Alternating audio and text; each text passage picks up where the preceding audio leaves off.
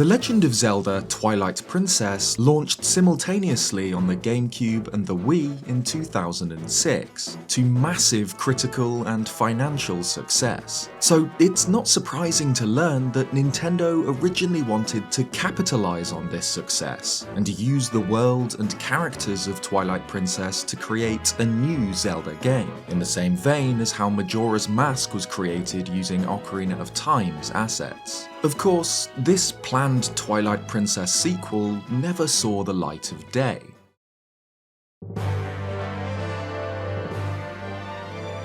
Or did it? Yep, Link's Crossbow Training, a game designed to showcase the Wii's Zapper peripheral, was the result of a pretty fascinating development story. It was originally conceived as a proper sequel to Twilight Princess, an epic story set in the same world. How did that idea become this? After development of Twilight Princess had finished, series creator Shigeru Miyamoto sat down with his staff and proposed the idea for a side story, where players could continue to play in the same world. He was concerned about the development time for these larger-scale 3D Zelda adventures, and wanted to give fans something with a quicker turnaround. So he asked the Zelda team to think about a new project with an extra story based around Twilight Princess, in exactly the same way as Majora's Mask was conceived as a side story following Ocarina of Time, a game which was developed incredibly quickly thanks to the reuse of most assets. Some time passed, with Zelda developers working hard on ideas for this Twilight Princess side story, but when they presented these ideas to Miyamoto, he wasn't happy. He describes what the Zelda team had initially designed as epic tales rather than side stories, and felt that focusing too much on a grand narrative could hinder the fundamental enjoyment in a smaller scale side project. What these epic tales were has never been revealed. Twilight Princess's world and story is incredibly vast and rich, and there's no shortage of directions in which the Zelda team could have continued its narrative in another game starring the hero of Twilight. Alas, this didn't align with Miyamoto's vision, and so he uttered two words which would permanently change the development of this game: Wii Zapper.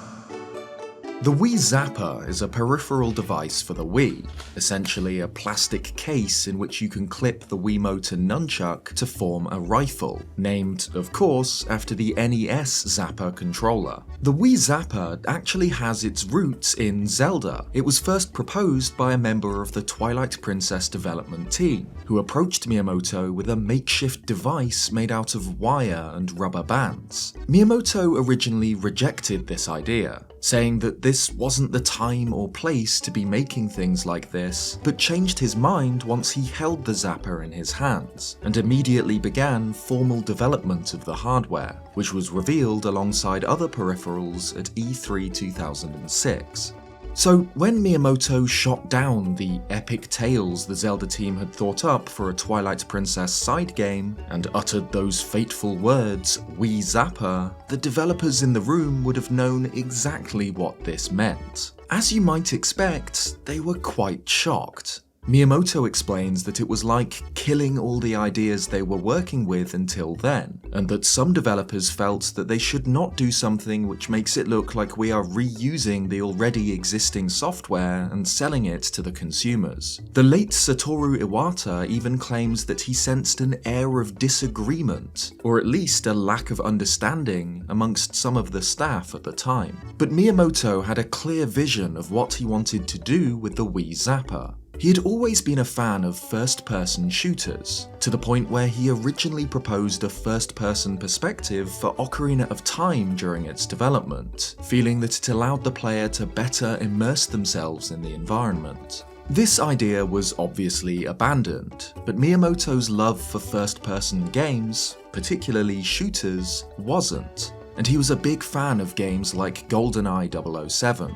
However, Miyamoto felt that Japanese gamers had been left behind somewhat by Western FPS games. While games like GoldenEye had been successful there, there hadn't been much progress since, and Japanese audiences were now alienated from the increasingly complicated genre. Miyamoto lamented the loss of simplicity in gaming, claiming that simple concepts appeal to everyone, no matter who you are or where you come from. And target practice games, like carnival pop-gun shooters, are about as simple as it gets: point and shoot. So Miyamoto's idea was to use the Wii Zapper to bridge this gap, to create a simple, approachable FPS game that anyone could play, no matter their experience with the genre.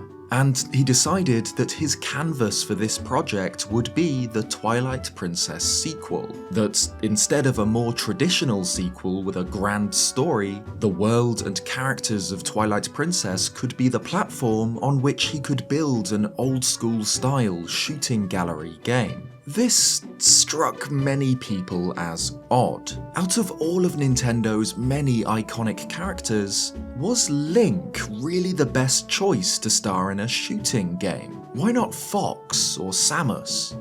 Miyamoto originally thought the same thing, but ended up deciding that, since the Zapper had been an idea that originated with the Zelda team, it only made sense for its showcase title to be a Zelda game too.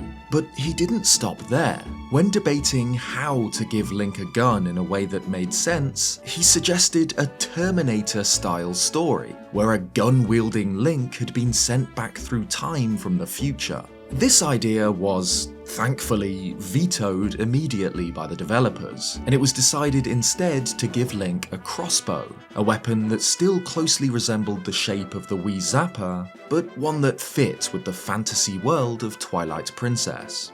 Miyamoto is famously difficult to please, and his stubborn adherence to his own views are what has created some of Nintendo's greatest accomplishments, like the Mario and Zelda series, but has also resulted in many of its failures too, like Star Fox Zero's unintuitive, clunky control scheme. But he isn't deaf to criticism. He listened to the complaints of his staff and proposed the idea of creating a working prototype to show to fans. He was very clear about this. If he was wrong and the prototype wasn't fun, they'd stop development on it immediately.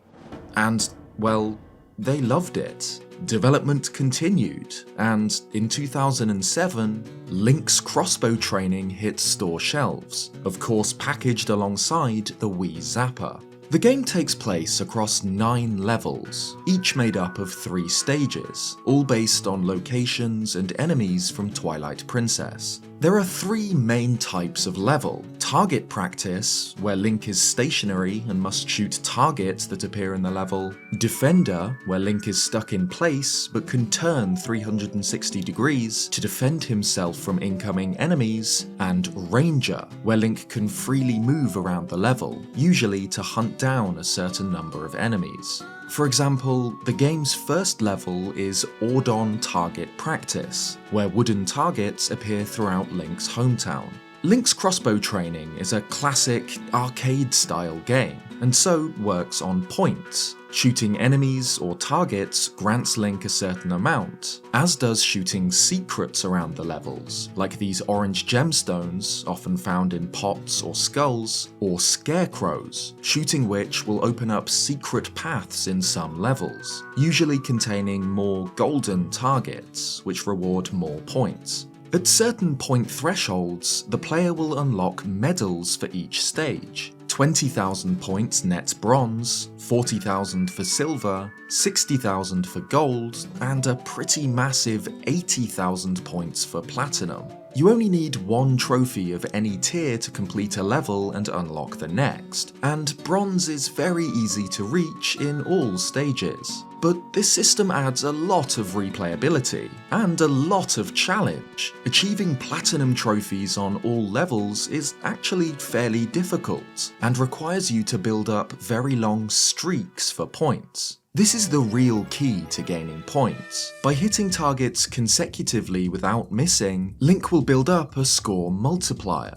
×1 for the first target hit, ×2 for the second, ×3 for the third, and so on. Hitting every target in a stage will grant Link a ridiculous number of points per target by the end. Missing even one will reset your streak, and often lock you out of the Platinum Trophy, meaning that if you're not sure if you'll be able to hit a target before it disappears, it's often better to leave it, rather than miss and break your streak. It's a very simple game, but it is unarguably very fun, and every time I play it, I'm unable to stop until I've unlocked the Platinum on every stage. It's a great way to revisit the world of Twilight Princess, even if it isn't in the style of a normal Zelda game. Storming the Temple of Time or the Hidden Village, or hitting targets carried by Oka in the City of the Sky is fantastic. Having the game be comprised of bite-sized, infinitely replayable levels was Miyamoto's goal. He wanted the journey to be the focus rather than the destination, to the point where he even told his developers to not add any bosses to the game.